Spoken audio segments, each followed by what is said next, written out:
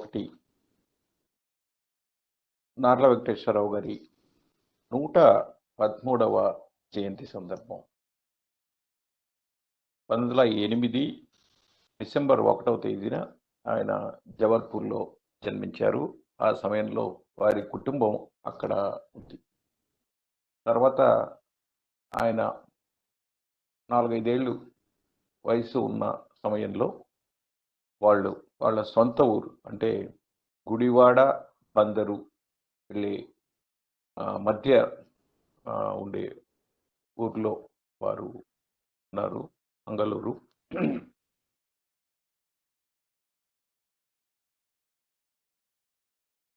నార్లలోని ఏ లక్షణాలు నేటికి మనకు అవసరం అనే అంశం మీద మాట్లాడాలని అనుకున్నాము. నిజానికి నిన్న మధ్యాహ్నం మిత్రులు సాంబశివరావు గారు ఫోన్ చేసి నార్ల గారి జయంతి ఉంది కనుక మీరు మాట్లాడితే బాగుంటుంది అని వారు అన్నారు. నాకు చాలా సంతోషం వేసింది. ఎందుకంటే ఇటీవల కాలంలో ఒక్క నార్లనే కాదు, చాలామందిని మనం విస్మరిస్తున్నాము. వారి పోరాట పటిమను, పోరాట బాటను మనం గమనించలేకపోతున్నాం. వారి హేతువాద దృష్టిని, మానవతా దృష్టిని, వారు ఆయా రంగాల్లో చేసిన కృషిని గమనించుకోలేకపోతున్నాం. అందువల్ల సమాజానికి ఉపయోగపడే లేదా సమాజానికి కీడు చేయని ఏ పనినైనా మనము గౌరవించాలి, ప్రస్తుతించాలి. అందులో ఏదైనా మనకు పనికొచ్చే విధానం కానీ ప్రణాళిక కానీ ఉంటే మనము ఆహ్వానించి దాన్ని మనము అనువర్తింపజేసుకోవడానికి ప్రయత్నం చేయాలి. ఆ దిశలో నార్ల వెంకటేశ్వరరావు గారు కూడా మనకు స్మరణీయులు, ప్రాతస్మరణీయులు. మనం సాయంకాలం మాట్లాడుకుంటున్నాం. ఆయన ప్రాతస్మరణీయులు అని ఎందుకంటామంటే తొలి వరుసలో గుర్తించుకోదగ్గ వ్యక్తులు అనే అర్థంతో అంటాం. అంటే అలా గుర్తించుకుంటే రోజంతా కూడా అదే దిశలో మనము నడుస్తాము అనే పద్ధతిలో ప్రాతస్మరణీయులు అని మనం అనుకుంటూ ఉంటాం. ఆయన 113 సంవత్సరాల క్రితం అంటే 1908లో జన్మించారు. ఆ తరంలో మనం చూస్తే, అందుకే ఇటీవల కాలంలో 100 సంవత్సరాలు, 120 సంవత్సరాలు ఈ జయంతులు మనం చాలా మంది మహానుభావులు జరుపుకుంటున్నాం. దానికి కారణం ఏంటంటే కొంత హేతుబద్ధంగా ఆలోచన చేస్తే వారి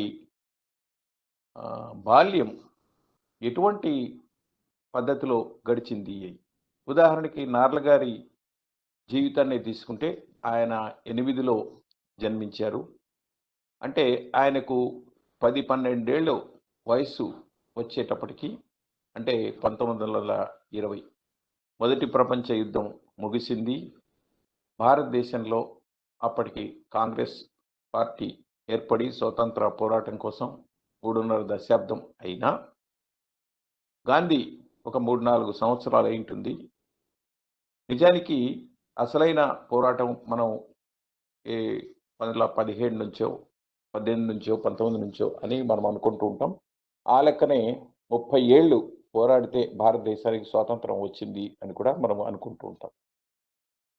అంటే నార్ల, ఒక్క నార్లే కాదు, కొడవటి గంటి కుటుంబరావు గారు కూడా నార్లతో పోలిస్తే ఒక 6 నెలలు వయసులో తేడా ఉంటుంది. వాళ్ళు 10-12 ఏళ్ల వయసు వచ్చేటప్పటికి మొత్తం సమాజం స్వతంత్ర ఉద్యమంతో అది స్పందిస్తోంది. స్వతంత్ర ఉద్యమం అనేటప్పటికీ మనం దండి సత్యాగ్రహం తర్వాత 10 ఏళ్ళు అంటే 7-8 ఏళ్ళు మనం గమనిస్తే, అంటే రెండవ ప్రపంచ యుద్ధం ముందు గమనిస్తే చాలా రకాల అభ్యుదయకరమైన ఉద్యమాలు మనకు ప్రతి చోట కనబడతాయి. అది తాగుడు వద్దని కానీ, పుస్తకాలు చదవమని కానీ, లేదా మంచి ప్రవర్తన నేర్చుకోమని కానీ మనకు చాలా చోట్ల ఆ ఉద్యమాలు కనబడతాయి. మరి అటువంటి నేపథ్యంలో పెరిగిన వారు, కళ్ళు తెరిచిన వారు, ఎంతోమందిని వాళ్ళు చూసిన వాళ్ళు. అందుకనే ఆ పద్ధతిలో మనకు చాలా విలక్షణమైన వ్యక్తులు కనబడతారు.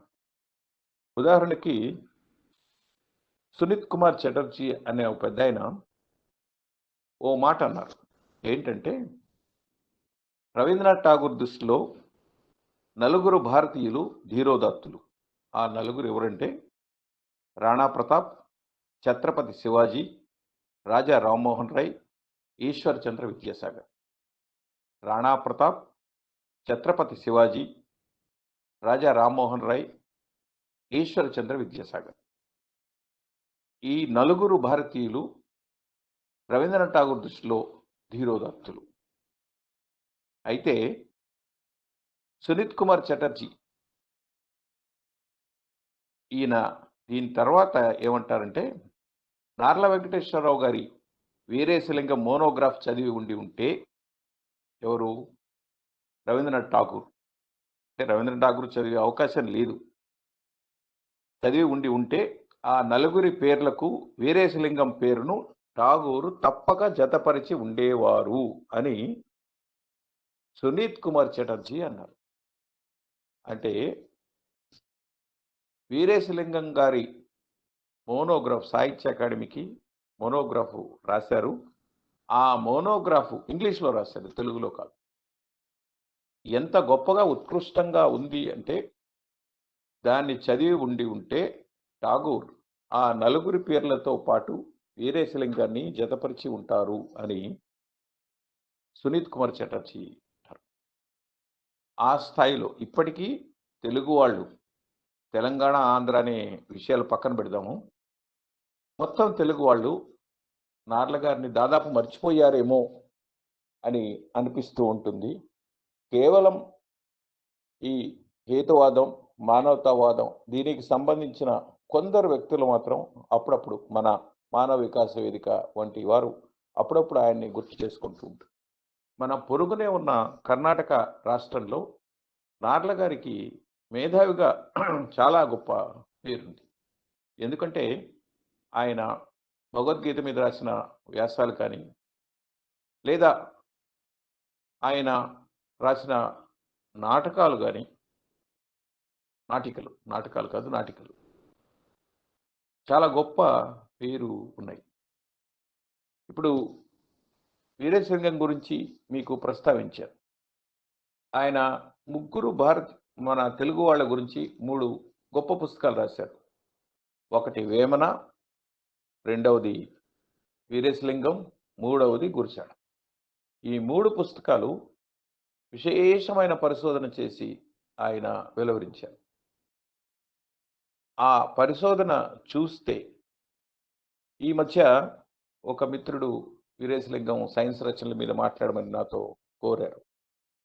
మళ్ళీ ఆ మోనోగ్రాఫ్ తిరిగిస్తే వీరేశలింగం సైన్స్ పరంగా ఎంత కృషి చేశారు అని చాలా లోతైన వివరాలు, విశేషాలు ఆ పుస్తకంలో సాధికారంగా కనబడుతుంది. అంటే వీరేశలింగం వాచకాలుగా రాసిన పుస్తకాల్ని వీరు పరిశీలించి అవి చాలా జాగ్రత్తగా, అథెంటిక్గా వీరేశలింగం రాశారు.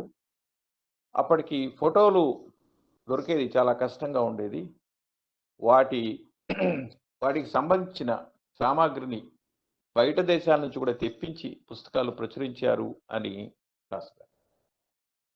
ఈ పుస్తకం 70లో వచ్చింది వీరేశలింగం గారి గురించి. తర్వాత వీరేశలింగం సైన్స్ రచనలు అని, అంటే వారిని మనం వీరేశలింగాన్ని చాలా విషయాల్లో ఆద్యుడిగా మనము అనుకుంటాం. దానికి సందేహం లేదు, ఖచ్చితంగా వారు ఆద్యులే. అన్నిటితో పాటు సైన్స్ రచనలో కూడా వారు ఆద్యులే. అయితే దానికి సంబంధించి నార్ల తర్వాత అంత గట్టిగా రాసిన వాళ్ళు మనకు కనబడరు. ఎందుకంటే వీరేశలింగం సంబంధించి చాలా పుస్తకాలు వచ్చాయి. ఇటీవల వారి ప్రహసనాలు మళ్ళీ ప్రింట్ చేశారు కానీ దాని బాగోగులు కానీ మరియు సైన్స్ రచనల గురించి వచ్చిన దాఖలాలు లేవు. ఈ లెక్కన నార్ల గారు చాలా విలక్షణంగా కనబడతారు. అయితే ఆ విషయాలు మాట్లాడుకునే ముందు 1-2 విషయాలు ఇప్పటి తరం దాదాపు మర్చిపోయిన విషయాలు కొన్ని చెప్పాలి. ఆ మధ్య పత్రికల చరిత్ర రాస్తూ పొత్తూరి వెంకటేశ్వరరావు గారు, నేను అప్పుడు అనంతపురంలో పనిచేస్తున్నా 2003, 2004 ప్రాంతంలో. మీరెక్కడో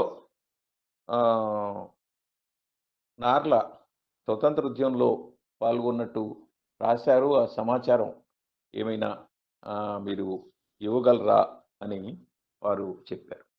గొర్రెపాటి వెంకట సుబ్బయ్య గారు నవమేధావి నార్ల అనే పుస్తకాన్ని 1975లో వెలువరించారు.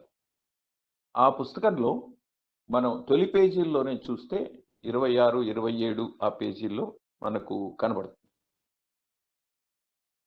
ఇప్పుడే అనుకున్నాం, నార్ల గారి సొంతూరు బందరకు దగ్గర జాతీయ కళాశాల, అక్కడ ముట్నూరి కృష్ణారావు, అడవి బాపిరాజు, ఇలాంటి పట్టాభి సీతారామయ్య ఇలాంటి పెద్దవాళ్ళు అక్కడ పనిచేస్తున్నారు.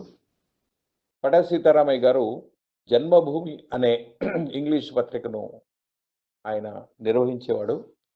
ఆ సమయంలో ఈ విదేశీ వస్తు బహిష్కరణ ఉంటే దానికి చమత్కారంగా నార్ల గారు ఒక ఆంగ్ల వ్యాసం రాశారు. వస్తువులనే కాదు, విదేశీ అల్లుళ్లను, కోడళ్లను కూడా మనం బహిష్కరించాలి అని. ఈయన మీద సందేహం ఉండి ఆ పోలీసులు గాలిస్తే ఈయన జేబులో ఆ వ్యాసం కనబడింది. ఆ వ్యాసం ఆధారంగా ఆయన్ని తీసుకెళ్ళి చితకబాదారు. చితకబాదితే పడేసి మలబార్ పోలీసులు కొట్టారని రాస్తారు. ఆ టైంలో మళ్ళీ ఎవరో చూసి నీళ్లు చల్లి ఇంటికి తీసుకెళ్ళి చేసి ఉండకపోతే నేను ఈ వ్యాసాలు రాసే ఉండే పరిస్థితి ఉండేది కాదు అని ఆయన వెలుగుతారు. ఇది అంటే అప్పటి తరం ఇదివరకే అనుకున్నాం మనము, ఎందుకు ఇలాంటి వ్యక్తులు అంత విలక్షణంగా కనబడతారు అని. అలాగే ఇంకో విషయం మనకు కనబడుతుంది ఏంటంటే, 1946లో గాంధీ మద్రాసు వచ్చారు. ఆయన ఒక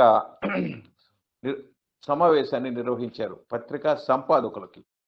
అంటే మామూలు ప్రెస్ మీట్ కాదు, కేవలం సంపాదకులకు మాత్రమే ఆయన ఒక ప్రెస్ మీట్ నిర్వహించారు. 46 అంటే ఉమ్మడి మద్రాసు రాష్ట్రం. అంటే అప్పటికి మనకి ఒరిస్సా నుంచి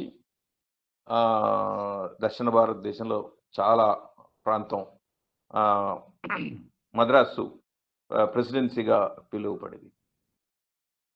దీంట్లో ఆయన గొర్రెపాటి వెంకట సుబ్బయ్య గారు రాస్తారు ఏంటంటే, 1946లో ఉమ్మడి మద్రాసు రాష్ట్రం జనరల్ ఎన్నికల తర్వాత ప్రజాభిప్రాయానికి విరుద్ధంగా సి రాజగోపాలాచారిని కాంగ్రెస్ శాసనసభ పార్టీ నాయకుడిగా ఎన్నిక చేయాలని మహాత్మా గాంధీ కోరారు.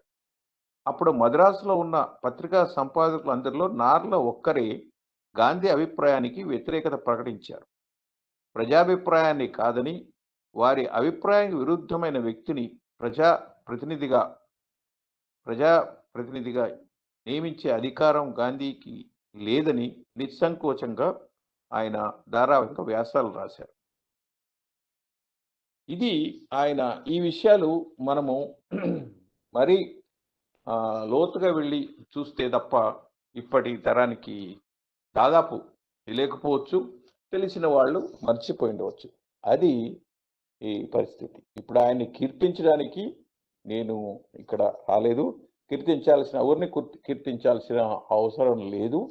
అయితే ఆయనలో కనబడే గుణాలు మన సమాజానికి అవసరమైనవి ఏమిటి అని మనము అనుకోవాలి. ఆయనకు కూడా కొన్ని మాటలు వినపడతాయి. ఆయనకు కులముద్ర అంటే కొందరిని ఆయన ప్రోత్సహించాడని, లేదా ఆయన తమ్ముడు తాతారావుకి పరీక్షలు రాశాడని, లేదా అదేదో గ్రంథాలయంలో పుస్తకాలని తీసుకెళ్లారని, ఇలాంటి ఆధారం లేని మాటలు చాలా కాలంగా మనకు వినపడుతున్నాయి. ఇప్పుడు వినపడకపోవచ్చు, కానీ 30-40 ఏళ్ల క్రితం చాలా పెద్ద ఎత్తున వినపడేవి. అయితే అందులో నిజానిజాలు ఎంత అనేది మనకు తెలియదు. కానీ ఒకటి, ఆయన దగ్గర పనిచేసి ఉత్తమంగా తర్వాత ఎదిగిన ఎడిటర్‌లో మనము నండూరి రామ్మోహన్ రావు గారిని ముందు చెప్పుకుంటాం. ఆయన చాలా సుప్రసిద్ధమైన పత్రికా సంపాదకుడు, సాహిత్య విమర్శకుడు. తర్వాత పురాణ సుబ్రహ్మణ్య శర్మ గారిని చెప్పుకుంటాం. ఆయన ఆంధ్రజ్యోతి వీక్లీ ఎడిటర్‌గా చాలా రకాల వినూత్నమైన ప్రయోగాలు చేశారు. విద్వాన్ విశ్వం గారిని మనం చెప్పుకుంటాం. ఎందుకంటే ఆంధ్రప్రభ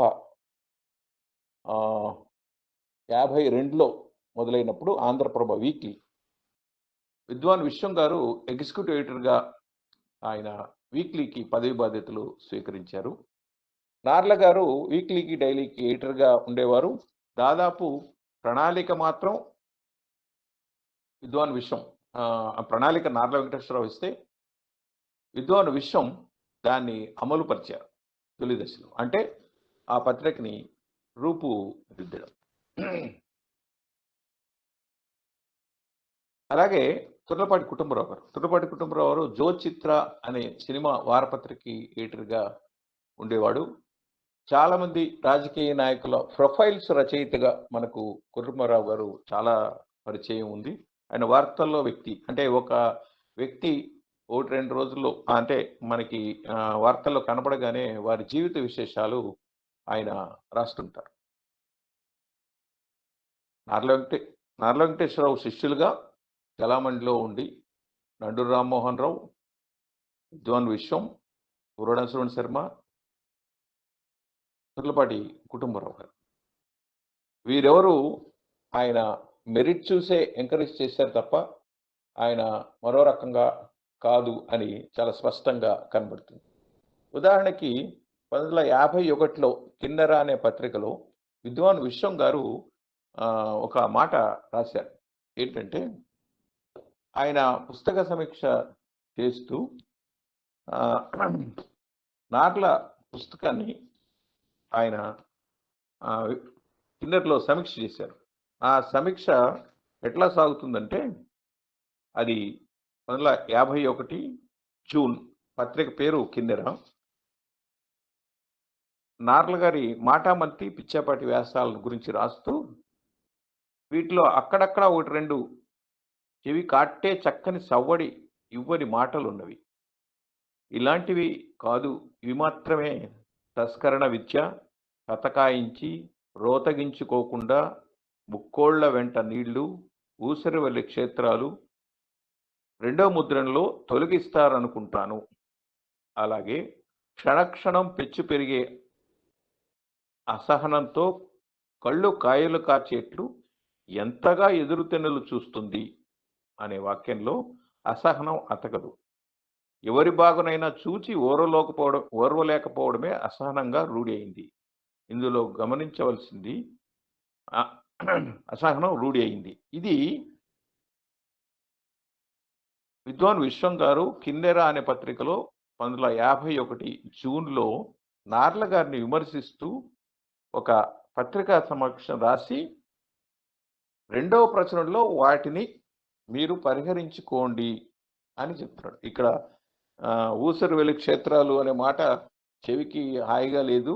చెవికి హాయిగా లేనప్పుడు వినడానికి అలాంటి మాటలు వాడకూడదు అన్న ఒక ఉదాత్తమైన ఒక నియమాన్ని కూడా నార్ల వెంకటేశ్వరరావు లాంటి అప్పటికి ఆయన 42 నుంచి ఆంధ్రప్రభ ఎడిటర్‌గా ఉన్నారు. అంటే అప్పటికి 10 ఏళ్ళు ఆయన ఎడిటర్‌గా ఒక రకంగా మకుటం లేని మహారాజులాగా ఆయన రాజ్యం చలాయిస్తున్నప్పుడు విద్వాన్ విశ్వం ఆయన ఈ మాట రాశారు పత్రికలో.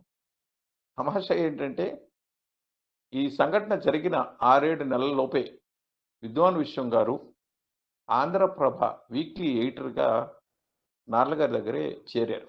అంటే ఆయన విమర్శను స్వీకరించి దాన్ని సహృదయంతో తీసుకుని ఆ విమర్శలోని లోతుపాతులు గమనించి ఆ విమర్శ చేసిన వ్యక్తి సామర్థ్యాన్ని గమనించి ఆయన ఆ వీక్లీ ఎడిటర్‌గా ఆయన్ని స్వీకరించారు. ఇలాంటి విషయాల్ని మనం పరిశీలించి మనం నిశ్చయించుకోవాలి. కానీ అలా కాకుండా ఆధారం లేని విషయాలతో మాట్లాడడం అనేది అంత సబబు కాదు అని అనిపిస్తుంది. అలాగే ఆయన జీవిత విశేషాలని చూస్తే చాలా ఆసక్తికరంగా ఉంటాయి. ఆయన గురించి చెప్పాలంటే ఒక విషయం నేను మీతో పంచుకోవాలి. నేను అంటే జనతా గవర్నమెంటు వచ్చాక అంటే ఎమర్జెన్సీ లిఫ్ట్ చేసి తర్వాత జనరల్ ఎలక్షన్స్ అనౌన్స్ చేస్తే ఒక్కసారి ఆహ్, వార్తా విప్లవం అంటే సమాచార విప్లవం లాంటిది నిజంగా ఇన్ఫర్మేషన్ ఎక్స్‌ప్లోజన్ లాంటిది మనకు భారతదేశంలో మరీ ముఖ్యంగా దక్షిణ భారతదేశంలో సంభవించింది. అందుకనే 77 తర్వాత దక్షిణాది పత్రికలు విపరీతంగా వ్యాప్తిలోకి వచ్చాయి అని అంచనా వేస్తారు. అదే ఉత్తర భారతదేశం లేదు. అది 90ల తర్వాత అటువంటిది జరిగిందని ఉత్తర భారతదేశం గురించి అంటారు. ఆ సమయంలో ఆయన విభేదాలొచ్చి 'ఆంధ్రజ్యోతి' సంస్థ నుంచి తప్పుకున్నారు నార్ల గారు. ఆయన 'ఆంధ్రప్రభ వీక్లీలో' అంటే అప్పుడు 'ఆంధ్రప్రభ వీక్లీకి' విద్వాన్ విశ్వం గారు ఎడిటర్ గారు. 'లోకం పోకడ' అనే పేరుతో ఒక 19 వ్యాసాలు రాశారు. 'లోకం పోకడ.' ఆ వ్యాసాలు నేను ధారావాహికంగా వచ్చాయి గానీ, నాకు ఆ ధారావాహికంగా దొరకలేదు. దొరికినవి మనం దాచుకొని చదువుకునేవాడిని. అలా సేకరించింది ఇప్పటికీ నా దగ్గర ఆ కాగితాలు పుట్టిన పుస్తకం నా దగ్గర ఉంది. ఈ వ్యాసాలని చూస్తే ఒక ప్రవాహంలాగా, ఒక జలపాతంలాగా, ఒక ఉప్పెనలాగా మనకు ఆయన వచనం సాగుతూ ఉంటుంది. అంత అద్భుతమైన వచనం. ఆ తెలుగు దాన్ని ఏమంటారంటే నిప్పులు కురిసే అంత రచన. అలాంటిది ఒక్క వేమనలోనే మనకు కనబడుతుంది. అంటే అంత జీవవంతమైన భాష ఆయన కనబడుతుంది. ఇది నేను 10వ తరగతి విద్యార్థిగా ఆ వ్యాసాలని చూశాను. వ్యాసాలను చూసినాక మహా ముచ్చటేసి అప్పుడప్పుడు ఆ కాగితాలు చించుకొని తర్వాత కొంత ఆర్థికంగా నేను దీనికి డబ్బులు ఖర్చు పెట్టే పరిస్థితి దానికి ర్యాపర్ వేసి పెట్టుకున్నాను. అంటే 78 కాగితాలు ఇప్పటికీ నా దగ్గర ఉన్నాయి. ఆ వ్యాసాలు చూసినప్పుడు మహా ఉద్వేగం కలిగింది. ఇంతకుముందు మీకో పుస్తకాన్ని నేను మెన్షన్ చేశాను. 75 గొర్రెపాటి వెంకట సుబ్బయ్య పుస్తకం గురించి. అది నవమేధావి నార్ల. అలాగే 3 దశాబ్దాలు అనే ఇంకో పుస్తకం ఏంటంటే ఆయన నార్ల గారు పనిచేసిన సంపాదకుడుగా పనిచేసిన సమయంలో కాలానికి నిలిచేవి అనే పద్ధతిలో ఆయనే ఎంపిక చేసి ఒక 250 పేజీలు, 300 పేజీల పుస్తకాన్ని వెలువరించారు. 400 పేజీలు. ఈ పుస్తకాలు నాకు మా కాలేజీలో అంటే నేను హిందూపురంలో చదివాను ఇంటర్మీడియేట్. ఆ సమయంలో ఆ పుస్తకాల్ని నేను చదివాను. నవమేధావి నార్ల మొదట చదివాను. 3 దశాబ్దాలు చదివాను. సీత జోస్యం, జాబాలి, నరకంలో హరిశ్చంద్రుడు. ఈ పుస్తకాలు చదివిన తర్వాత నాకు మహా గౌరవం కలిగింది. అంటే ఆ లైబ్రరీలో పుస్తకాలు ఉన్నాయి గనక, ఎవరో మహానుభావులు కొన్నారు గనక ఆ పుస్తకాలు నేను చదవగలను. లేకపోతే అవి దొరికిండేవి కాదు. మాటామంతి, పిచ్చాపాటి వ్యాసాలు చదవాలని నేను 5, 6 ఏళ్ళు వెతికాను. చివరికి నేను యూనివర్సిటీలో పీజీ చేరిన తర్వాత 1, 2 పుస్తకాలు దొరికాయి. కొత్త, పాత మాత్రం దొరికినట్టుంది. ఆ వ్యాసాలని, ఆ శైలిని, ఆయన వ్యక్తీకరణని చూస్తే నాకు ఆయన మీద కన్నా గౌరవం, ఆయన ఆలోచన ధోరణి మీద, ఆ ఆలోచన ధోరణికున్న సమగ్రత మీద, ఆ ఆలోచన ధోరణికున్న నైశిత్యం మీద నాకు గౌరవం కలిగింది. అంతేగాకుండా ఆ రచనలు చదువుతుంటే నాకు ముఖ్యంగా తెలుగు మీద ఇష్టం కలిగింది. సైన్స్ మీద గౌరవం కలిగింది. అలాగే పత్రికా రచన పట్ల మక్కువ పెరిగింది. రచనలు పత్రికలకు పంపిస్తే ఇంట్లో చాలా గొడవ చేసేవాళ్ళు. పాడు చేసుకుంటున్నావు చదువు, నువ్వు ఇలాంటివి రాయొద్దు, టైం వేస్ట్ చేస్తావు అంటే రహస్యంగా ఏదో చదువుకోవడం, రాసుకోవడం ఉండేది. అలాంటప్పుడు అసలు పేరుతో రాస్తే కూడా ప్రచురణ అయితే ప్రమాదం, అయితే ఇబ్బంది పడాలా అని నేను విజి నాగసూరి అనే పేరుతోనే నేను తొలి దశలో ఎంఎస్సి అయిపోయేదాకా లేదా ఎంఫిల్ అయ్యేదాకా ఆ పేరుతోనే నా రచనలు ఉన్నాయి. అక్కడ నార్ల గారు అంటే అంత అడ్మిరేషన్. ఆ అడ్మిరేషన్‌లో ఆయన్ని నేను కలవాలని కూడా నాకు అనిపించలేదు ఎప్పుడు. కలవడం కూడా నిజానికి ఆసక్తి లేదు. చాలామంది అడుగుతుంటారు మీరు కలిసారా అని. కలిసే అవకాశం లేదు. నేను అనంతపురం జిల్లా వాడిని. డిగ్రీ దాకా అనంతపురం జిల్లాలో చదివి సాగింది. ఎంఎస్‌సి, ఎంఫిల్ నేను తిరుపతిలో చేశాను. నేను తిరుపతిలో ఉన్న సమయంలో ఆయన కన్నుమూశారు. 85 ఫిబ్రవరి 16 ఆయన చనిపోయారు అని తెలవగానే నాకు ఎందుకో చాలా ఖేదం కలిగింది. నాకు తోచిన విషయాలు వ్యాసంగా రాసి, అక్కడ ఆంధ్రప్రభ పత్రిక వ్యాసాలు ఎట్లా పంపాలో తెలీదు. పోస్ట్‌లో పంపితే ఆలస్యం అవుతుంది అని అక్కడ వెళ్ళి ఆ ఆఫీస్‌లో ఇస్తే ఆయన వ్యాసం చదివి ఇట్లా చూసి, "మీరు నార్ల గారికి ఏమవుతారు?" అన్నారు. నేను "ఏమీ అవ్వనండి. ఆయన రచనలంటే ఇష్టము" అని ఆయనతో చెప్పాను. అలాగే ఇది 85 విషయం. ఆ 2000 ప్రాంతంలో నార్ల మీద సంబంధించి నా పుస్తకం మొదటి పుస్తకం వచ్చింది. 'నార్ల బాట'. అది 3 ఎడిషన్‌లతో వచ్చింది. జన విజ్ఞాన వేదిక వాళ్ళు ప్రచురించారు. రెండో ఎడిషను. మూడో ఎడిషన్ వాళ్ళు ప్రచురించారు. ఆ పుస్తకంలో నేను 85లో రాసిన వ్యాసం మొదటి వ్యాసంగా మనకు కనబడుతుంది. అందులో ఆయన చాలా తమాషాగా ఒక ఆయన జగన్నాటకంలో ఒక కవిత రాసుకుంటాడు. నే మరణిస్తే రాను, నిజంగా రాను. సోది లేకైనా గిర్రున 5-6 నెలలు తిరగక ముందే తెలుగు గడ్డపై రాను. నే మరణిస్తే నా ఫోటో ఏ ఎదలోనో చిక్కటి చీకటి చీల్చగా పెట్టిన దీపం మాత్రమే దీటుగా నిల్చును. అంటే ఆయన ఏమంటున్నారంటే చీకటి చీల్చగా పెట్టిన దీపం మాత్రమే దీటుగా నిల్చును అని ఆయన జగన్నాటకంలో రాసుకుంటారు. ఆ వ్యాసంలో ఈ కవితతో ఆ వ్యాసం ముగుస్తుంది. ఈ పుస్తకం వస్తుంది అంటే ఒక మహానుభావుడు ఆయన మీకు బంధువా అని అడిగాడు నాకు 85లో.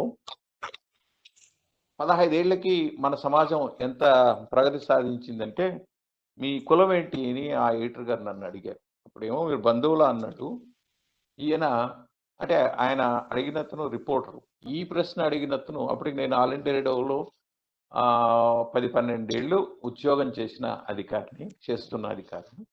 మీరు పలానా కులమా అని అడిగారు. అది మన సమాజం పరిస్థితి. ఇలాంటి సందర్భాల్లో చాలా బాధాకరంగా ఉంటుంది. అందుకనే మనం నార్ల గారిలో ఏ విషయాలు తీసుకోవాలి అని అనుకునేది విషయం ప్రధానం అని నాకు అనిపించి సాంబశివరావు గారితో ఈ సబ్జెక్ట్ అయితే బాగుంటుంది అని వారికి సూచించాను. నేను విజయవాడలో ఉన్నప్పుడు ఈ నార్లబాట పుస్తకం వచ్చిన తర్వాత సిఎస్ఎన్ పట్నాయక్ గారు అంటే అక్కడ ఆయన శిల్పి వాళ్ళ అబ్బాయి గాంధీ బొమ్మ చేశారు. అది పార్లమెంట్ హాల్లో ఉంటుంది. అంత పెద్ద శిల్పి. వారు ఒక శిల్పకళా ప్రదర్శనశాల లాంటిది వాళ్ళు రూపొందించి దాని ప్రారంభోత్సవానికి ఆయన నన్ను పిలిచారు. నేనంత ప్రముఖ వ్యక్తిని కాదు అని నేను కొంత వాయిదా వేస్తే ఆయన కూడా ఆ ఇనాగరేషన్‌ని వాయిదా వేశాడు. ఆయన ఎందుకు చెప్పాడంటే నార్ల గారు నా చిత్రాలు వేసి ప్రోత్సహించారు.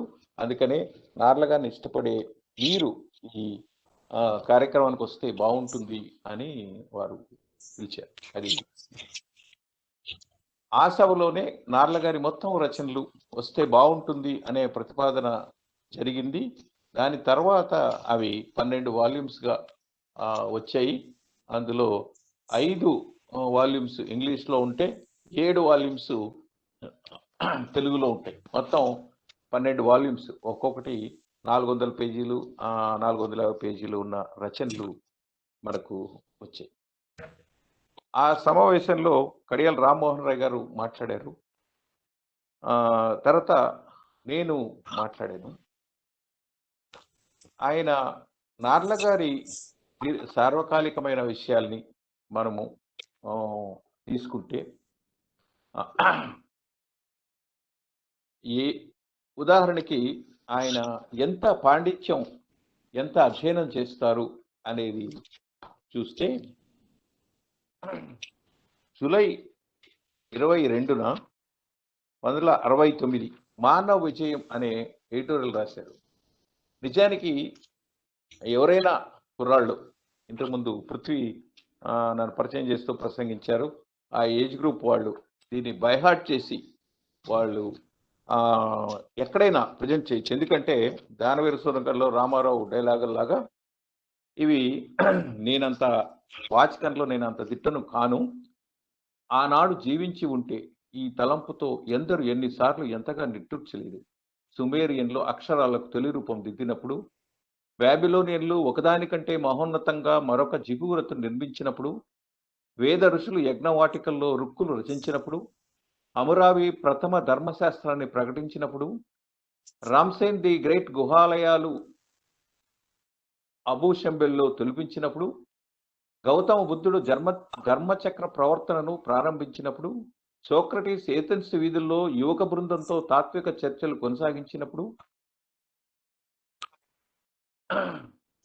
కన్ఫ్యూషియస్ నగర జీవిత సూత్రాలను విప్పి చెప్పినప్పుడు, డారియన్ చక్రవర్తి పాలనలో పర్షియా ప్రభ వెలిగినప్పుడు, అలెగ్జాండర్ 3 ఖండాల్లో దిగ్విజయ యాత్రను జరిపినప్పుడు, అశోక చక్రవర్తి శాంతి కారుణ్య సందేశాలను ప్రపంచ ప్రజలకు చాటి చెప్పినప్పుడు, యేసుక్రీస్తు పర్వతాగ్రంపై నిలిచి ధర్మబోధ చేసినప్పుడు, అజంతా గుహాలయాలలో చిత్రకారులు అలౌకిక సౌందర్య జగత్తును సృష్టించినప్పుడు, మహమ్మద్ మక్కాలో విజయ ప్రవేశం చేసినప్పుడు, కృష్ణదేవరాయలు భువన విజయంలో నిండు పేరోలగంతో ఉన్నప్పుడు, షాజహాన్ పాదుషా తాజ్మహల్ను నిర్మించినప్పుడు, కొలంబస్ వాస్కోడిగామా కుక్ ప్రభుతులు కొత్త సముద్ర మార్గాలను కొత్త ఖండాలను ప్రవేశపెట్టినప్పుడు, వాషింగ్టన్ జెఫర్సన్ ప్రభుతులు ఫిలడెల్ఫియాలోని లిబర్టీ హాల్లో అమెరికా సర్వ స్వాతంత్ర ప్రకటనపై సంతకాలు చేసినప్పుడు, ప్యారిస్ పౌరులు స్వాతంత్రం, సమానత్వం, సౌభ్రాతృత్వం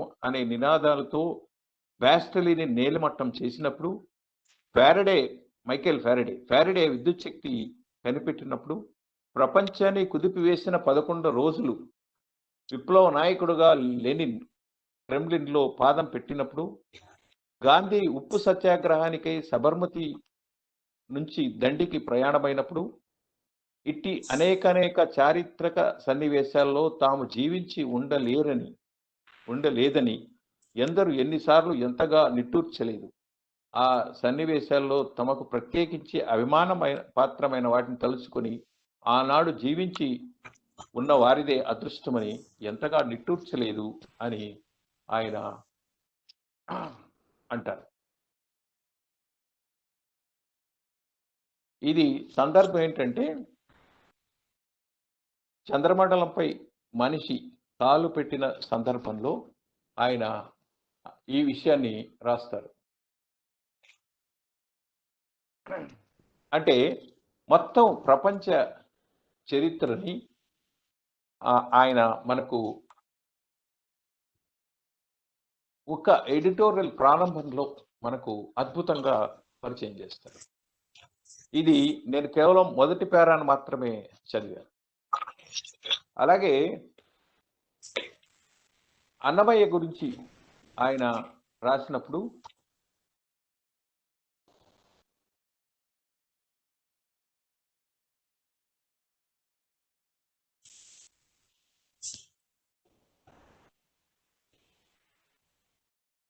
అప్పటి వరకు కేవలం దక్షిణాపథంలోనే కాకుండా భారతదేశం మొత్తంలోనే పల్లవి చరణం పద్ధతిపై కీర్తనలు ఉండేవి కావు. ఈ కొత్త పద్ధతిని ప్రవేశపెట్టడమే కాకుండా వాటికి అన్నమాచార్యులు లక్షణాలను కూడా నిర్వచించాడు. అంటే కేవలం 3-4 పేరాలతో సాగే ఎడిటోరియల్లు ఆయన ఇంత లోతైన విషయాల్ని మనకు చెప్తాడు. అదే మనం ఇదివరకు అనుకున్నట్టు మానవ విజయం కానీ, దేవీ పూజ కానీ, ఇలాంటి విషయాల్ని, అలాగే ఆయన ప్రతి ఆదివారం ఒక ఇంటలెక్చువల్గా ఉన్న పుస్తకాన్ని సమగ్రంగా పరిచయం చేసేవాళ్ళు. ఇలాంటి అధ్యయనశీలం మనకు దాదాపు ఇప్పుడు ఈ ప్రపంచంలో, ఈ కాలంలో మనకు గ్లోబలైజేషను, లిబరలైజేషను, కన్స్యూమరిజము, లాలసత అంటే మనం ఏం కష్టపడకుండా, ఏమాత్రం కాయ కష్టం చేయకుండా ఉన్నదాన్నంతా అనుభవించాలి. అంటే ఒక రకమైన కసితో మనము చూస్తే హోటల్లో తిండి ఎట్లా తింటూ ఉంటారు, లేదా ఇంకెక్కడైనా ఎలా ఉంటారు అంటే మొత్తం ప్రపంచం మనం చూస్తే ఆ లాలసత మనకు కనబడుతుంది. అంటే కన్స్యూమరిజం తర్వాత దశ. అంతలో కాయ కష్టం కానీ, పనిచేసే వాళ్ళకి గౌరవించే లక్షణం కానీ లేదు. అది క్రమంగా తగ్గిపోయిన కాలంలో కష్టపడి చదవాలి, అధ్యయనం చేయాలి. ఆయన ఉన్నప్పుడు ఆయన 20,000 పుస్తకాలు ఉన్నాయి అని చాలా గొప్పగా చెప్పుకునేవాళ్ళు. ఆ పుస్తకాల్ని ఇక్కడ బిఆర్ అంబేద్కర్ ఓపెన్ యూనివర్సిటీకి వారు బహుకరించారు. అక్కడ ప్రతి సంవత్సరం ఆయన మెమోరియల్గా ఒక ప్రసంగం కార్యక్రమాన్ని ఏర్పాటు చేస్తారు. ఇంకా మరొకటి ఏంటంటే ఆయన్ని చూసినప్పుడు ఉదాహరణకి 1960 నుంచి మహిళల రచనలు తెలుగులో చాలా ఎక్కువగా వచ్చాయి. తర్వాత భారతదేశంలో ఆ సమయంలో ఏ భాషలో లేనంత మంది మహిళలు ఒక్క తెలుగులోనే రచనలు చేశారు అని ఒక పరిశీలన ఉంది. దాని మీద సరైన రీసెర్చ్ జరగలేదు. ఎవరైనా చేస్తే బాగుంటుంది. అందువల్ల ఫంక్షనల్ లిటరసీ పెరిగింది. అంటే అక్షరాస్యత స్కూల్లో నేర్చుకున్న దాన్ని ఫంక్షనల్గా అంటే ఉపయోగించుకునే రీతిలో వినియోగించుకోవడం మొదలైంది అని మనము అనుకుంటూ ఉంటాం. అయితే దీనికి కారణం ఏమిటి అంటే నవలలు, పత్రికలు అనుకుంటాం. మరి ఆ ధోరణి ఎలా మొదలైంది, ఎవరు ప్రారంభించారు, ఈ విషయాలు వారు ఆ పదవిలో ఉన్నప్పుడు మొహమాటంతో చర్చించరు, లేదా ప్రత్యర్థులు ఉద్దేశపూర్వకంగానే పరిహరిస్తారు. తర్వాత దాన్ని మాట్లాడడానికి తర్వాత సందర్భాలు వేరుగా ఉంటాయి. ఉదాహరణకి నార్ల గారు చనిపోతే అంతకుముందు పనిచేసిన పత్రిక అంటే నండూరు రామ్మోహన్ రావు గారు ఎడిటర్గా ఉన్న పత్రికలో ఆయన ఎడిటోరియల్ రాయలేదు. ఆ రోజు బహుశా డిహెచ్ లారెన్స్ మీద ఎడిటోరియల్ రాసినట్టు నాకు గుర్తు. ఇది పరిస్థితి. అందుకనే ఆయన్ని రచయితగా మనము దాదాపు పట్టించుకోలేదు అని అనిపిస్తూ ఉంటుంది నార్ల గారిని. ఆ కాలంలో మనము అంచనా వేయము, పరిశోధన జరగదు. తర్వాత అటువంటి ప్రయత్నం సరిగా ఉండదేమో అని అనిపిస్తూ ఉంటుంది. ఎందుకంటే తెలుగు వాక్యానికి ఆయన చేసిన వర్క్ చాలా విశిష్టమైంది అని నండూరి రామ్మోహన్ రావు గారు అంటారు. అంటే వాక్యాన్ని అంత అర్థవంతంగా, అంత అందంగా ఆయన చెక్కారు అని నండూరి రామ్మోహన్ రావు నాతో ముఖాముఖి అన్నారు. అలాగే తిరుమల రామచంద్ర గారు తెలుగు వ్యాసాన్ని అంతర్జాతీయ స్థాయికి తీసుకెళ్లిన వ్యక్తి, దానికి ఆయన భగీరథ శ్రమ చేశారు అని తిరుమల రామచంద్ర గారు ప్రస్తావిస్తారు. అలాగే ఆయన ఎడిటర్గా ఉన్నప్పుడు విశ్వనాథ సత్యనారాయణ రచన ఒకటి కూడా ఆయన ఎడిట్ చేసే పత్రికల్లో రాల. ఎందుకంటే అది ముందుకు కాకుండా వెనక్కు నడిపిస్తుంది అని ఆయన అనుకునేవారు. అలాగే చలంగారి రచనలు కూడా ఆయన ఉన్నప్పుడు ఆయన నిర్వహించిన పత్రికల్లో రాల. ఎందుకంటే అందులో పరిష్కారం కాకుండా విశృంఖలత్వం ఉంది అనే ఉద్దేశంతో ఆయన చలం గారిని ఆయన ఆదరించలేదు, చలం రచనలు. కానీ ఇవన్నీ చెప్పుకునే ముందు ఇంకో కీలకమైన పరిణామాన్ని మనం చెప్పుకోవాలి. ఆంధ్రప్రభ 38లో మొదలైంది. 42లో నార్ల గారు ఎడిటర్ అయ్యారు. 52లో ఆంధ్రప్రభ వీక్లీ మొదలైంది. అంటే ఆగస్టు 15న ఆంధ్రప్రభ సచిత్ర వారపత్రిక వీక్లీ మొదలైంది. అప్పటిదాకా వీక్లీ ఆంధ్రపత్రిక ఒకటే ఉండేది. అది కేవలం ఉన్నత మధ్యవర్గానికి పనికొచ్చే పురుషులు చదివే పత్రికలాగానే ఉండేది. అయితే ప్రభా వీక్లీ రావడాన్ని మనం ఒక పరిణామంగా స్త్రీల కోసం స్త్రీల రచనల కోసం ప్రధానంగా ఉండే పత్రికగా ఆయన తీర్చిదిద్దారు. ప్రమదావనం అనే శీర్షికన మాలతీ చందూర్ గారు, అంటే తర్వాత దశలో అది ఒక 2 పేజీల ఫీచర్‌గా మనకు కనపడేది. మేము చిన్నప్పుడు చూసే కాలానికి. తొలి దశలో అది 8 పేజీల నిడి ఉంటే అంటే ఇంకా మాట్లాడితే ఒక మినీ వీక్లీ లాగా ఉండేది. 8 పేజీలు ప్రతి వారం అంటే. అందుకనే మనం విద్వాన్ విషయం గురించో, మాలతీ చందూర్ గురించో స్టడీ చేస్తున్నప్పుడు, మాలతీ చందూర్ గారు నార్ల దగ్గరికెళ్ళి కలిస్తే, వీక్లీ నేను చూడటం లేదు. మీరెళ్ళి విద్వాన్ విశ్వం గారితో మాట్లాడండి అని చెప్పారట నార్ల గారు. అసలు ఆమె కూర్చోమని కూడా అనలేదు. దానికి సంబంధించిన బాధ్యులు విద్వాన్ విశ్వం గారు ఆవిడనెళ్ళి కలవండి అని అన్నారు. అక్కడెళ్ళి కలిస్తే, స్త్రీలకు పనికొచ్చే విషయాలు మీకు తెలుసు. అవి ఏమిటో మీరు నిర్వహించండి అని మాత్రమే చెప్పారట విద్వాన్ విశ్వం. ఈ మాట మాలతీ చందూర్ గారు చెప్పారు. అందులో ఆ 8 పేజీల్లో ఆమె రచనలు ఉండేవి, ప్రశ్న జవాబులు ఉండేవి, పాఠకులు పంపే చిన్న రచనలు ఉండేవి, పాఠకులను ఎడ్యుకేట్ చేసే విషయంలో చాలా విషయాలు అందులో ఉండేవి. అంటే చాలా మంది రచయితలు అందులో తయారయ్యారు. అంటే అప్పుడు మహిళలకి రచనలు, పత్రికలు లేని కాలంలో పత్రికల్ని మహిళల ఓరియెంటెడ్‌గా ఆయన మార్చినవాడు నార్ల వెంకటేశ్వరరావు గారు. 55లో ఆంధ్రపత్రిక స్వరూపాన్ని మార్చుకుంది. ఇలస్ట్రేటివ్ వీక్లీ సైజులో ఉండేది. మామూలు ఇప్పుడు వీక్లీ సైజ్‌కి 55లో కుటుంబరావు గారు దాన్ని మార్చాడు. అప్పటిని కుటుంబరావే సినిమా తారలను ముఖ చిత్రాలుగా వేయడం ప్రారంభించాడు. కుటుంబరావు గారు ప్రారంభించిన ఆ చట్టమే ఇప్పటికీ నడుస్తోంది. పత్రికలు తగ్గిపోయినా సర్క్యులేషన్ తగ్గిపోయింది. అయితే ఇక్కడ ఏంటంటే, స్త్రీలకు అంత అవకాశాన్ని పత్రికలకు ఒక వేదికను కల్పించిన వ్యక్తి నార్ల వెంకటేశ్వరరావు గారు. ప్రమదావనం అనే మాట తెలుగులో అంతవరకు లేదు. ఆయన కొత్తగా క్రియేట్ చేశాడు. ప్రమదావనం, ప్రమద ప్లస్ ఆవనం.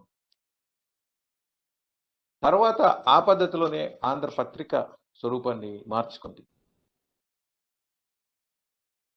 ఆయన విభేదాలు వచ్చి 59, 60 ప్రాంతంలో ఆయన ఆంధ్రప్రభం తప్పుకున్నారు. 60లో ఆంధ్రజ్యోతి పత్రికను కేఎల్ఎన్ ప్రసాద్ నార్ల గారి కోసమే ప్రారంభించారని అంటారు. 67లో ఆంధ్రజ్యోతి వీక్లీలో వీక్లీ మొదలైంది. అంటే డైలీ మొదలైన 7 సంవత్సరాలకి. ఆంధ్రపత్రికలో నండూరు రామ్మోహన్ రావు గారు పనిచేస్తున్నారు. ఆ సమయంలో ఆంధ్రప్రభలో నార్ల గారు పనిచేస్తున్నారు. కాబట్టి నండూరు రామ్మోహన్ రావు గారికి ఆంధ్రపత్రిక ఎట్లా ఉండేది, కంటెంట్ ఏంటి తనకు ఐడియా ఉంది. 67లో వచ్చేటప్పటికి ఆంధ్రజ్యోతి వీక్లీకి వచ్చేటప్పటికి నండూరు రామ్మోహన్ రావు ఆంధ్రజ్యోతిలో పనిచేస్తున్నారు. ఆయన ఒక 4 పేజీల వ్యాసం రాశారు ఇంగ్లీష్లో నండూరు రామ్మోహన్ రావు గారు. ఆయన ఏం చేశారంటే, ఆంధ్ర సచిత్రవార పత్రిక, ఆంధ్రప్రభ, ఆంధ్రజ్యోతి ఈ 3 పత్రికల పరిణామాన్ని ఆయన 4 పేజీల వ్యాసంలో ఇంగ్లీష్లో రాశారు. అది studies in the history of Telugu journalism అనే పుస్తకం 1968 నార్ల షష్ఠి పూర్తికి వచ్చిన పుస్తకంలో మనకు కనబడుతుంది. ఆయన రాస్తూ ఆంధ్రప్రభ ఎటువంటి పోకట్లకు వెళ్ళింది, తర్వాత ఆంధ్రజ్యోతి అదే ఎడిటర్ ఇంకో సంస్థ ద్వారా వీక్లీకి పెట్టినప్పుడు ఏ పోకట్లకు వెళ్ళింది అని రాస్తారు. మొదటి ప్రారంభించిన వీక్లీలో స్త్రీలకు ప్రధానంగా ఉంటే, తర్వాత వచ్చిన పత్రిక అంటే ఆంధ్రజ్యోతిలో వాటితో పాటు సైన్స్కి, స్పోర్ట్స్కి, పర్యావరణానికి పెద్దపీట వేశారు, ఫిలాసఫీకి అని నండూరు రామ్మోహన్ రావు గారు చెప్తారు. అంటే ఆధునిక కాలంలో రచన అంతా ఆధునిక రచన కాదు, ఆధునిక దృక్పథంతో ఉంటేనే ఆధునిక రచనలు అవుతాయి అని నార్ల గారు పదే పదే చెప్పారు. అది ఆయన దృక్పథం.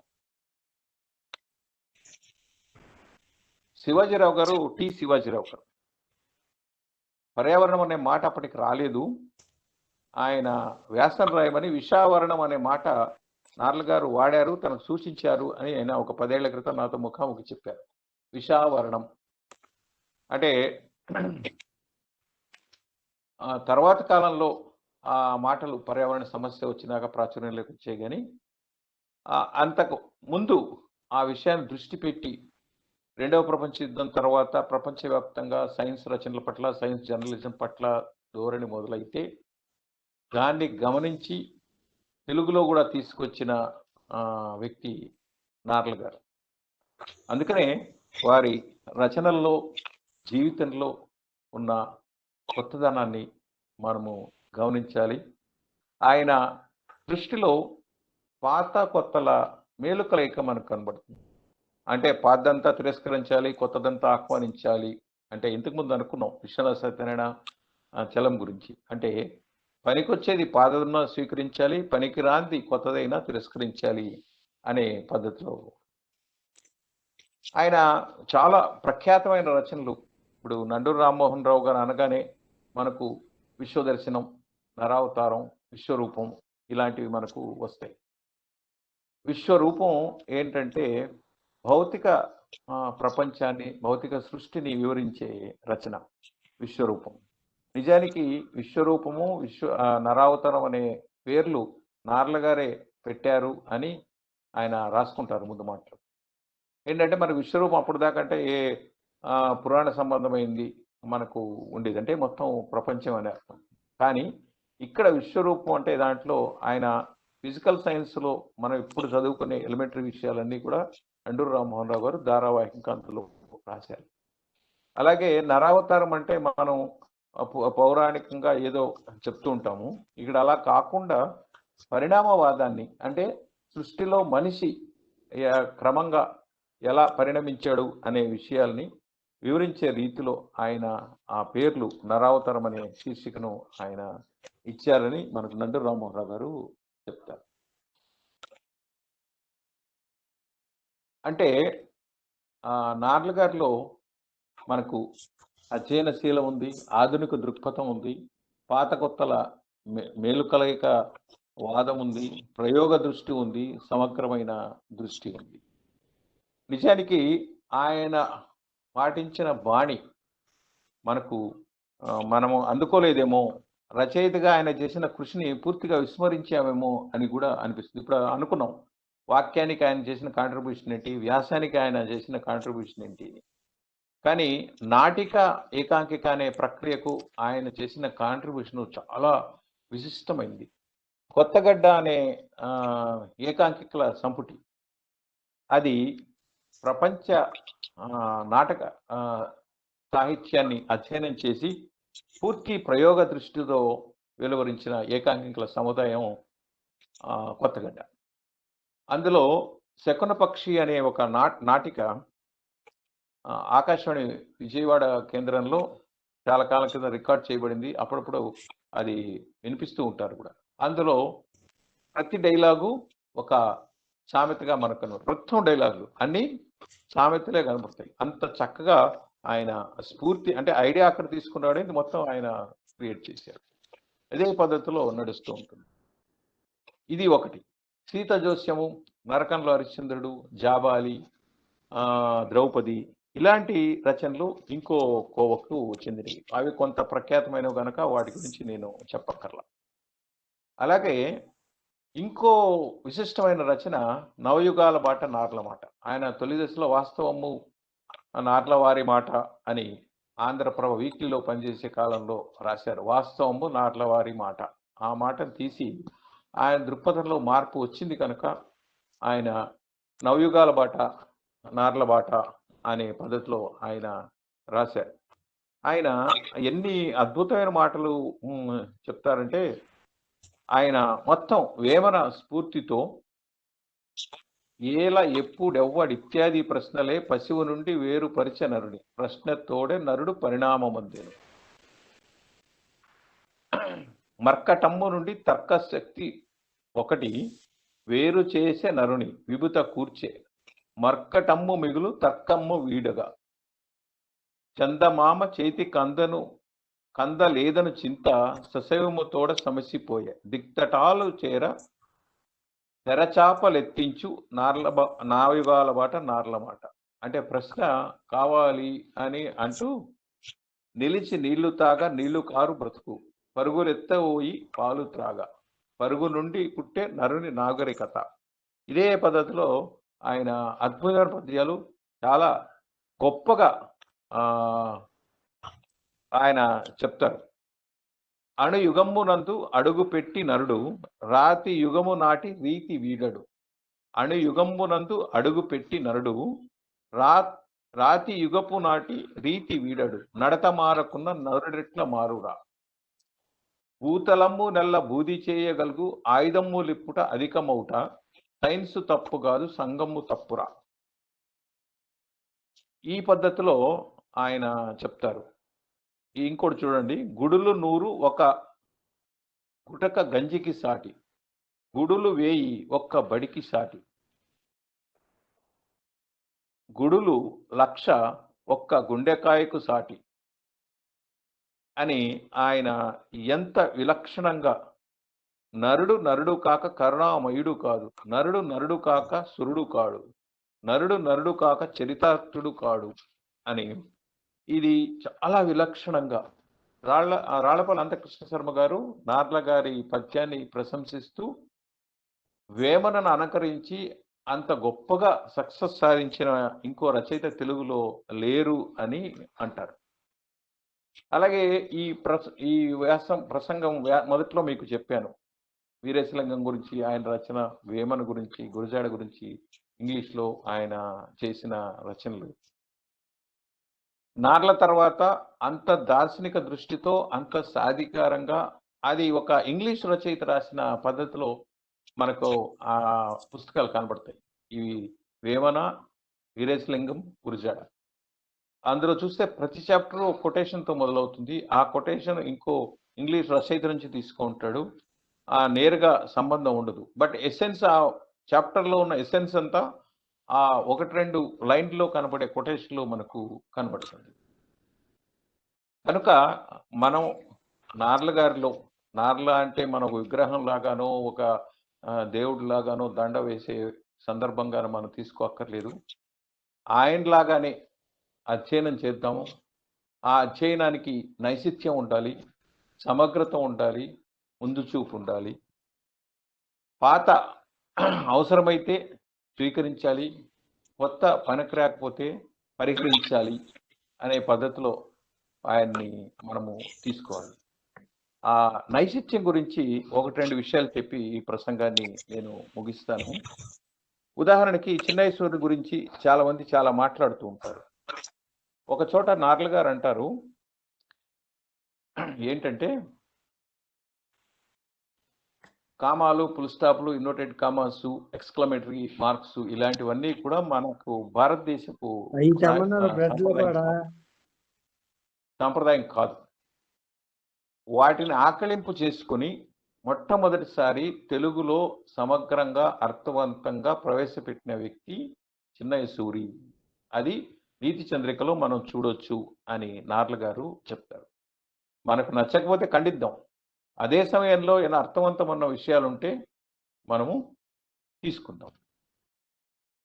అలాగే సిస్టర్ నివేదిత గురించి రాస్తూ ఒక చోట ఒక సంపాదకీయంలో వివేకానంద గురించి విమర్శ ఉంది, ఆయన స్వతంత్రోద్యమంలో పాల్గొలేదని.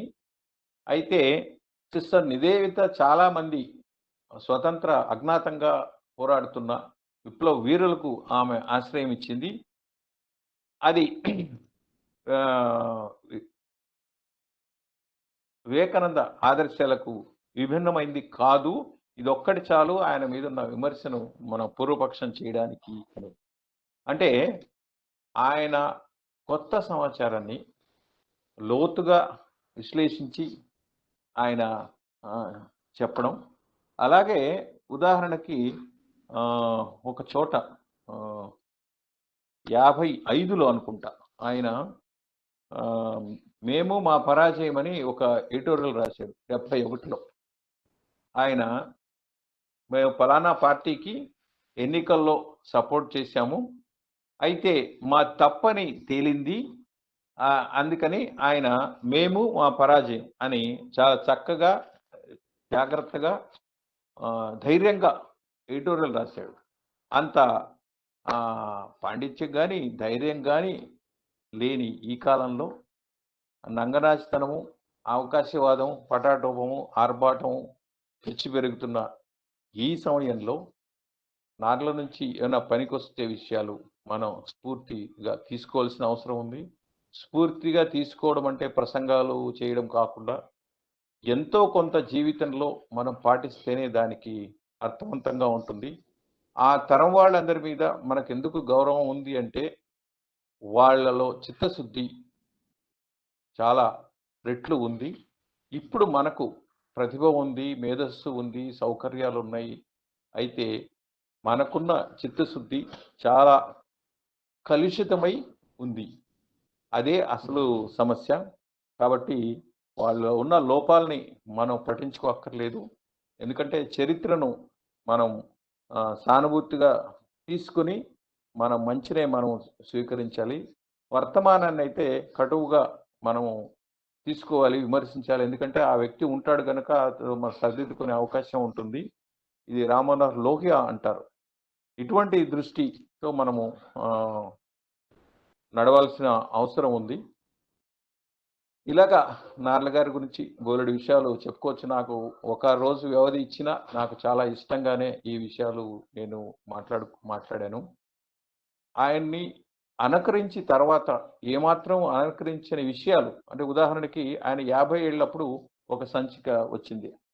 ఆఫ్ అని. అందులో ఆయన జీవిత విశేషాలు పత్రిక ఆయన చేసిన ప్రయోగాలు ఉంటే 60 ఏళ్ళకి అంటే 68లో వచ్చిన పుస్తకం కేఆర్ శేషగిరిరావు గారని ఆయన ఎడిట్ చేశారు.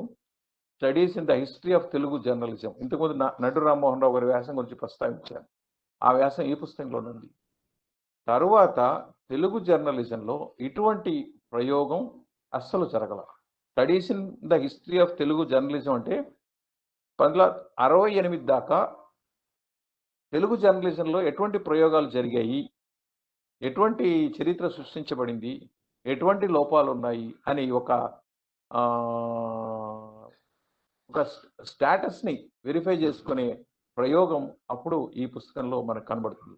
అందులో మనకు ఉద్దండులైన మహానుభావులు మనకు కనబడతారు. అందులో వ్యాసాలు రాసిన వాళ్ళు జాబితా చూస్తే మనకు జె. మంగమ్మ, ఆరుద్ర, దిగవల్లి శివరావు, విఎస్ఆర్ కృష్ణ, దేవులపల్లి రామానుజరావు, పురువడి లింగరాజు, నిడదవోలు వెంకట్రావు, ఆర్ఎం చల్లా, తారకం, పి. రాజేశ్వరరావు, నండూరు రామ్మోహన్ రావు, వాకాటి పాండురంగారావు, పి. రామచంద్రరావు, తుర్లపాటి కుటుంబరావు, ఎన్. జగన్నాథ్, డి. ఆంజనేయులు, విద్వాన్ విశ్వం, కాసా సుబ్బారావు, ఆవుల సాంబశివరావు, కొడవడిగంటి కుటుంబరావు.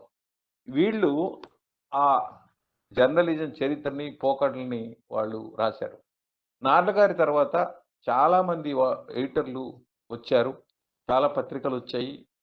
చాలా పెద్ద పెద్ద జీతాలతో చాలా ఆకర్షణీయమైన కార్లలో తిరిగే ఎడిటర్లు ఉన్నారు. వాళ్ళు రిటైర్ అయ్యారు. కొత్త వాళ్ళు వస్తున్నారు. చాలా పలుకుబడి నడుస్తుంది. కానీ ఎవరూ కూడా ఇలాంటి ప్రయత్నం చేయలేదు.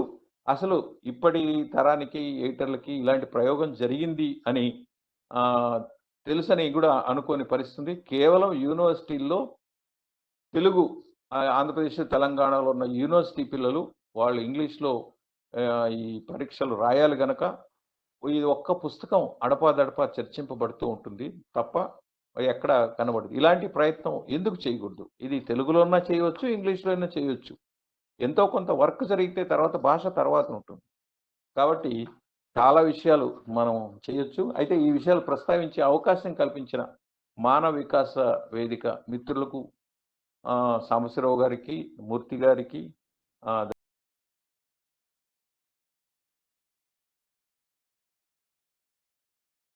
చాలా చాలా సంతోషం. సాంబశివరావు గారిని ఒక 10, 12 ఏళ్ల క్రితం హైదరాబాద్‌లోనే కలిశాను. వారు చెప్తున్నారు నిన్న ఫోన్ చేసినప్పుడు, ఈ అవకాశం కల్పించినందుకు మరోసారి